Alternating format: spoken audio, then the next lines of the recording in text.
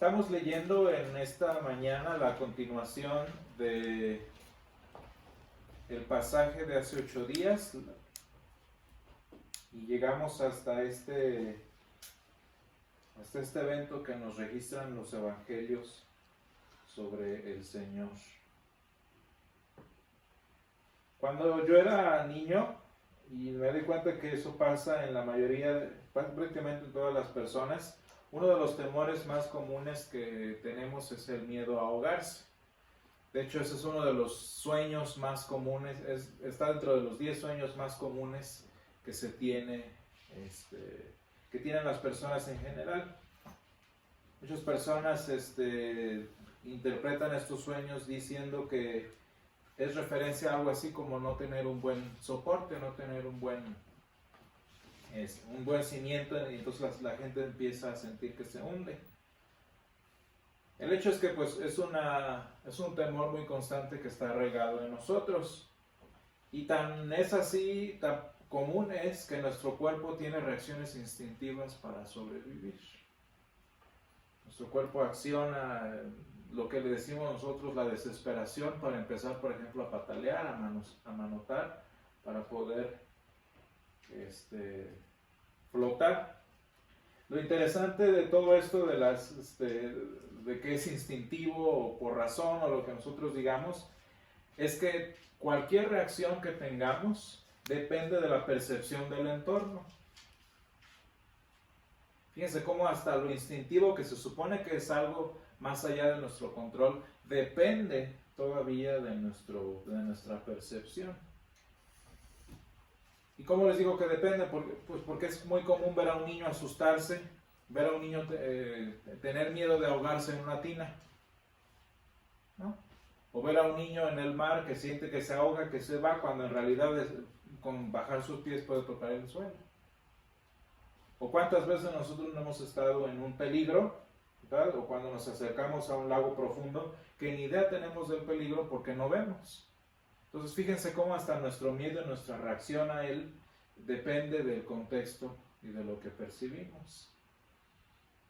Y les decía entonces que en el pasaje de hoy, que continúa después de uno de los eventos más de mayor dimensión del ministerio del Señor, vemos que el pasaje de San Mateo 14, 22 y 33 nos enseña lo importante que es la perspectiva cristiana. Lo importante que es la perspectiva cristiana y la percepción cristiana en nuestra vida diaria, ¿verdad? Y les digo, muchas de las reacciones que nosotros tenemos dependen de la percepción que nosotros tenemos de algo. Jesús, les digo, acababa de realizar uno de los milagros de mayor dimensión, acababa de alimentar a 5,000 personas, acababa de atender a muchos, a sanar a varios. Y entonces el Señor dice aquí, el versículo 22, dice que envía a sus discípulos por delante de él. Dice aquí entonces que les dijo entrar a la barca e ir adelante de él a la otra ribera, entre tanto que él despedía a la multitud.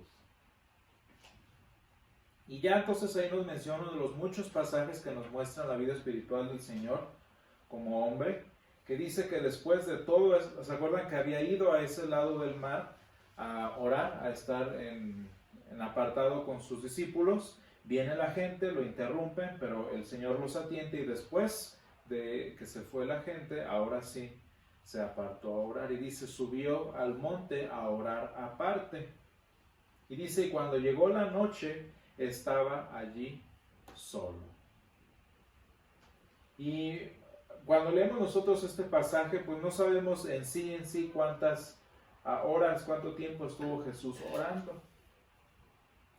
Lo que sí sabemos es que el Señor acostumbraba a tener jornadas de oración bastante largas.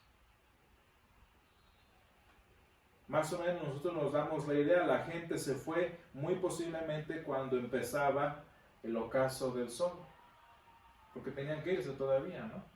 Entonces dice que Jesús se aparta, y notemos allí como a propósito San Mateo menciona la noche, dice, y cuando llegó la noche. No sabemos cuánto, pero asumimos que Jesús estuvo varias horas allí solo, y de hecho nos envía hasta la cuarta vigilia de la noche. ¿Se acuerdan que normalmente la vigilia es una referencia para el tiempo de la madrugada nuestro? Entonces, allí durante la madrugada dice que el Señor dejó de orar. Pero lo curioso de este pasaje es que, bueno, sabemos que Jesús estuvo algún tiempo orando, pero lo curioso es que cuando Jesús va hacia los discípulos, cuando Jesús los alcanza después de todo el tiempo que estuvo orando, los discípulos apenas iban a medio mar de Galilea. Fíjense lo curioso que es esto, porque nosotros tenemos la palabra mar, pero en otras referencias a ese manto de agua se le llamaba el lago. Se le dice, por ejemplo, el mar de Galilea o el lago de Tiberias, el lago Tiberiadis. ¿Y por qué les menciono esto? Bueno, porque en un bote normal más o menos toma un poquito menos de 2 horas cruzar el mar de Galilea. Es un lago bastante chiquito. Les digo, estando uno en la orilla, se ven las montañas al otro lado. Más o menos como nosotros en nuestra ciudad vemos las montañas. O sea, es un pedacito, es una cosita. Más o menos ustedes calculen, en un bote de vela y de remos, toma menos de 2 horas cruzarlo. Y eso es lo curioso, ¿no? O sea, ¿qué estaba demorando a los discípulos? Si cruzar todo el mar eran 2 horas. Y el Señor los alcanza ya entrada muy la noche, en la madrugada. Y entonces aquí San Mateo nos dice en el versículo 24, y la barca estaba en medio del mar, azotada por olas, porque el viento era contrario. Y allí está el detalle.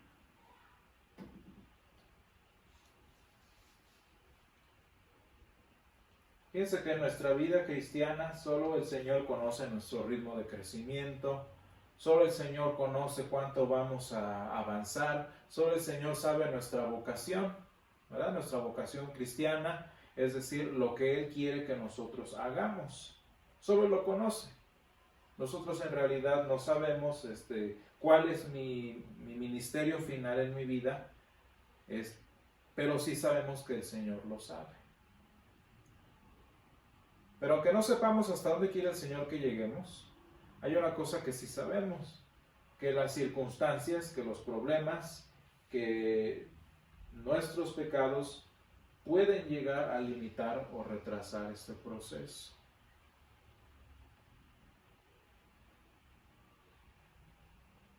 La palabra nos dice que hay cosas que nos retrasan. Los cristianos enfrentan situaciones, principalmente pecados arraigados.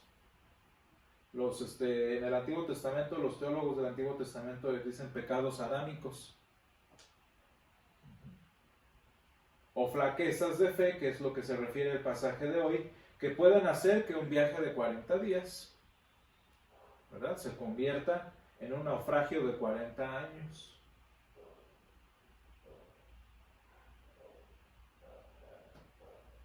Haciendo referencia al pueblo de Israel, ¿verdad?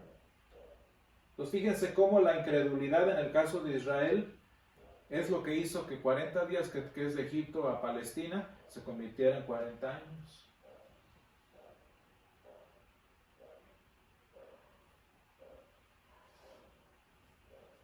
Y bueno, entonces veamos cómo San Mateo nos dice, porque las olas y el viento eran contrarios. Y pues sí, la barca iba despacio.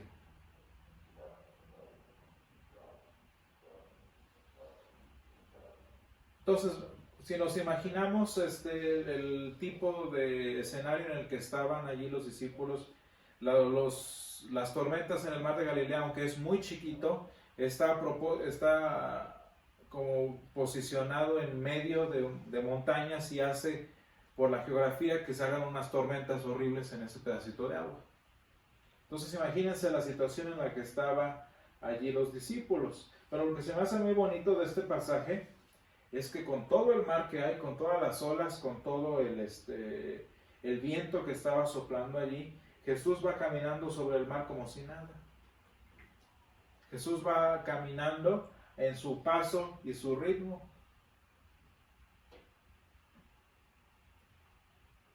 Fíjense, nada más pónganse a pensar, en la madrugada el Señor los alcanzó caminando.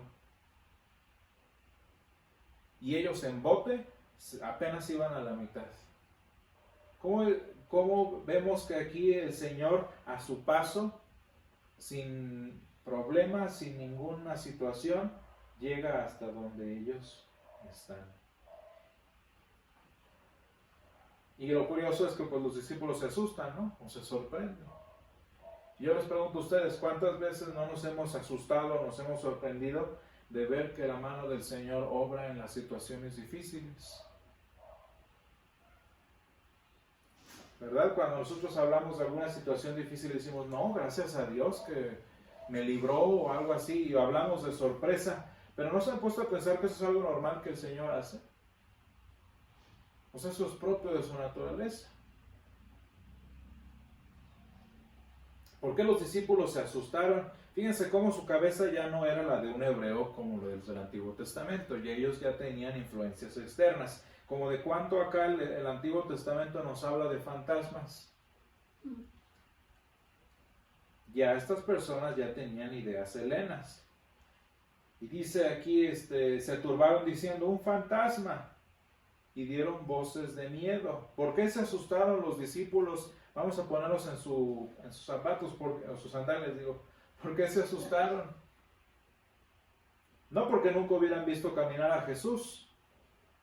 ¿Cuántas veces no vieron que Jesús los alcanzaba caminando? ¿Por qué se asustaron? Ellos se asustaron por ver a Jesús caminar en medio de la circunstancia en la que ellos estaban. No los sorprendió que Jesús caminara, les sorprendió que Jesús caminara en la situación y en el lugar en donde ellos estaban. Y a propósito entonces, hermanos, de esto es importante que nosotros aprendamos y entendamos que la incredulidad es uno de los pecados que más estorban nuestro paso cristiano, que más estorban nuestro caminar cristiano. Fíjense bien, estoy hablando de cristianos incrédulos, no estoy hablando de incrédulos.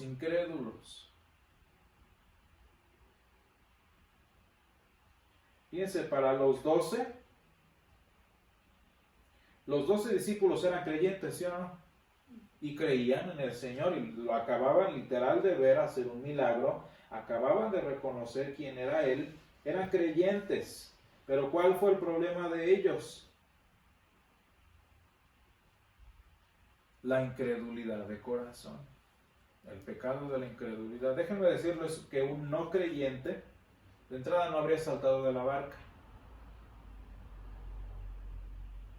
¿Verdad? San Pedro le dice, Señor, si eres tú, manda que yo vaya a ti sobre las aguas. Y Jesús le dice, ven, con esa palabra de vida, con esa palabra que restaura nuestro corazón. El Señor le dice, ven. ¿Y qué hace este creyente? Pues camina sobre el mar. O sea, estamos hablando de nosotros cristianos, que ya hacemos cosas fuera de lo común. Les digo, un no creyente de entrada ni brinca sobre el mar de la barca y ni camina sobre el mar. Eso es para nosotros. El asunto es que aún siendo cristianos, tenemos este problema con la incredulidad. Y entonces, ¿qué sucede hablando de la incredulidad en este pasaje? Fíjense bien, el apóstol San Pedro estaba literalmente siguiendo e imitando los pasos y el ritmo del Señor, ¿sí o no? O sea, literalmente en la historia lo estaba haciendo, ¿no? En la narrativa. Nosotros hacemos eso también en fe, ¿no? En nuestro andar cristiano imitamos y andamos en el ritmo del Señor. Pero ¿qué es el problema? Que entonces en este andar cristiano en el que seguimos los pasos del Señor, caminamos sobre el mar de lo imposible que es el cristiano, la incredulidad, el pecado de la incredulidad, hace que apartemos nuestros ojos del Señor. Y este es el problema. No sé si ustedes se ponen a pensar que el problema de esta historia, de lo natural que es para el Señor hacer lo sobrenatural, el problema de este asunto no fue caminar sobre el mar. ¿Se fijan que eso ni siquiera es el punto? O sea, no estamos hablando de, oh, qué padre caminar sobre el agua. Ese no es el asunto. El asunto aquí fue la fe o la incredulidad de los 12. Y entonces, ¿cuál es el problema que tiene San Pedro cuando anda sobre las aguas? Pues que aparta sus ojos del Señor. Y ahí literal la Escritura nos dice, al ver el fuerte viento, versículo 30, tuvo miedo. El pecado de la incredulidad engendra el pecado del miedo. O sea, es obvio, ¿no? Y si lo pensamos, fíjense, toda esta narrativa, toda esta historia que está sucediendo, narrativa en ese término correcto, se desarrolló en un solo escenario. Pónganse a pensar en el escenario en el que está pasando todo esto. Todo sucedió en medio de una tormenta, ¿no? Tanto desde que Jesús llegó con ellos hasta que San Pedro camina a Jesús y hasta que regresan al bote, todo pasó en medio de una tormenta. La tormenta nunca se aplacó. ¿Y por qué refiero esto? ¿Por qué les llevo su atención al escenario? Porque nuestro mundo en el que nosotros vivimos siempre será lo mismo. Porque el escenario en el que nuestra vida cristiana sucede siempre va a ser el mismo. El Señor oró por nosotros y dijo, no te ruego que les cambies el escenario. No te ruego que los saques del mundo, sino que los guardes del mal. Y es que esa es la realidad. Nuestro mundo y sus dolores siempre son iguales. Siempre vivimos en las mismas circunstancias que otros viven. Y hermanos, por esto les digo que la visión cristiana, esa visión que tiene a Cristo como su centro y que lo ve directamente, es muy importante para sobrevivir en nuestro andar cristiano.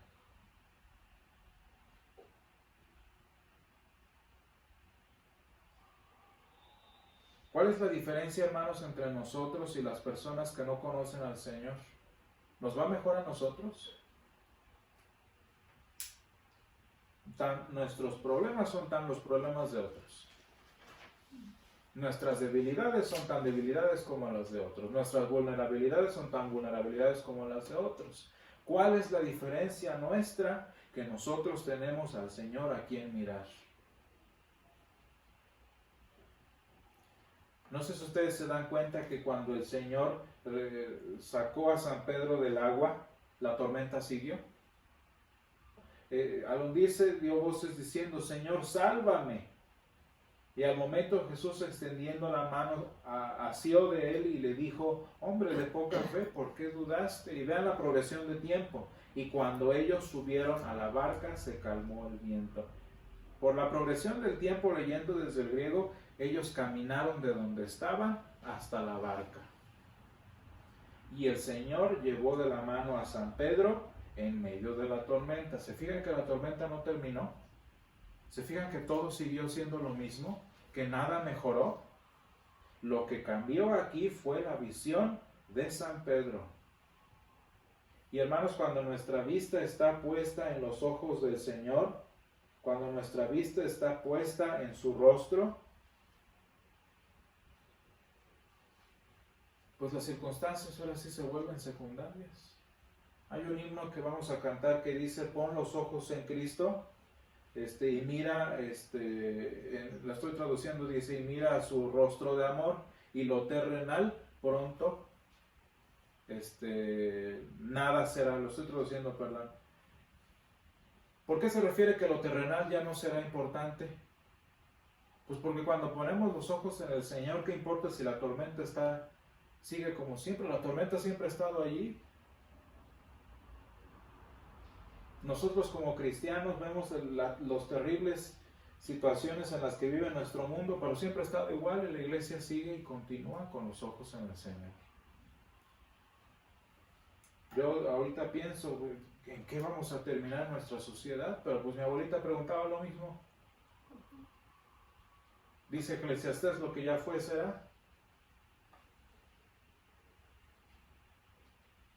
Y entonces, hermanos, en muchas ocasiones las situaciones no cambiarán, pero por el poder de la palabra del Señor que nos dice ven, por el poder de la palabra del Señor que nos dice tener ánimo, yo soy, nuestro corazón sí puede cambiar, nuestra visión sí puede redireccionarse al rostro del Señor.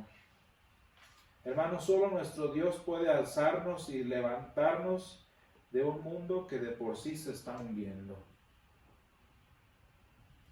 El Señor puede hacernos mirar su rostro en la adversidad. Y hermanos, por esto, para cerrar el día de hoy, les digo, la Escritura no es un manual para cruzar la vida intactos. La Escritura no es un libro de consejos para librarnos de los problemas. La Escritura es la promesa de que ante nuestro miedo, nuestra incredulidad, todos estos pecados, las tormentas que nos agobian, el Señor es y viene a nosotros. Dice, yo soy.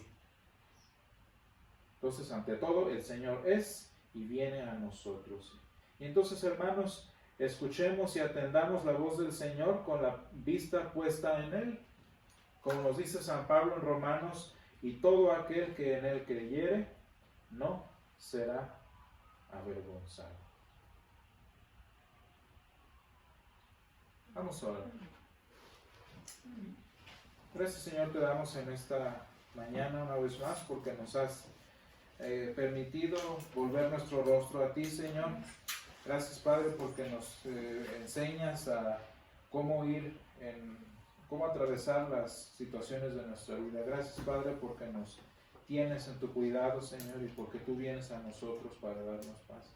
Te ruego, Señor, que nos ayudes en medio de las tormentas naturales de la vida, Señor, y de los problemas obvios que tenemos, a mirar tu rostro, Señor, a mirarte a ti, a tener nuestra visión fija en ti. Señor, te ruego que nos ayudes a lidiar y a confesar, Señor, nuestros pecados de incredulidad y nuestros pecados del temor, para que, Señor, podamos continuar con el propósito y el llamamiento para el que tú nos has traído. Ten piedad de nosotros, Señor, y acompáñanos y guárdanos en nuestra vida. Te lo pido en el nombre de Jesús. Amén.